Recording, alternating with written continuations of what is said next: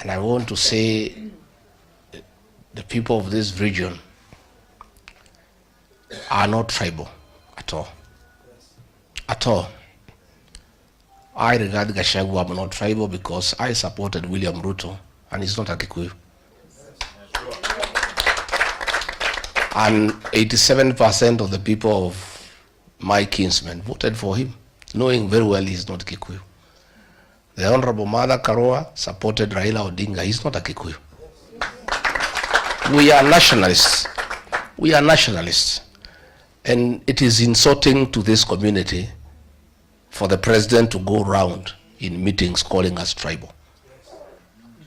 We know he is unhappy. We know he is frustrated.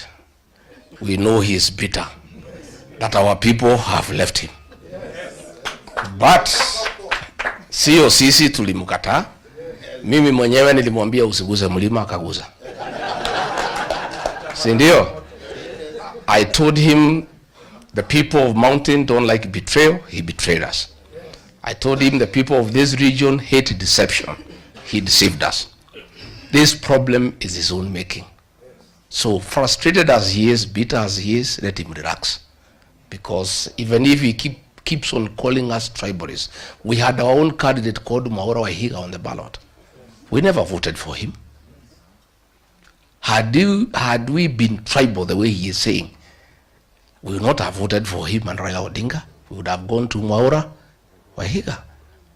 So the fact that he is having a problem with the people of this region, his own creation, by cheating them, by abusing them, he can't call them tribalists. We are working with all Kenyans across the country. And this community is not tribal. And if we had been tribal, he would not be president today. We would have voted for our own person, but we didn't. So tunataka kumuuliza tu atulie kidogo, atajipanga huko mbele. Hii mlima imeenda, there is nothing we can do. Mwenyewe atapanga maneno yake, aone vile ataka. As we are going to work with other people. And let me also say, much as many people are regretting the vote for President William RUTO, I don't regret. I think it was a good vote for one reason.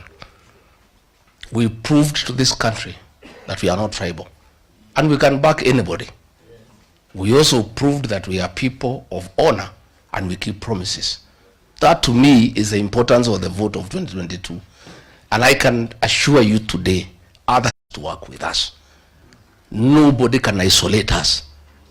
Everybody wants to work with us because we are honest people, we are people of integrity, and we are straightforward. So let you not be worried that anybody can isolate this region. We are going to work together with the rest of Kenya.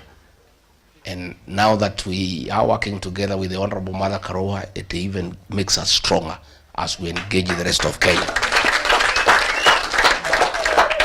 Katingu adoito. Kajono moko de yogoya.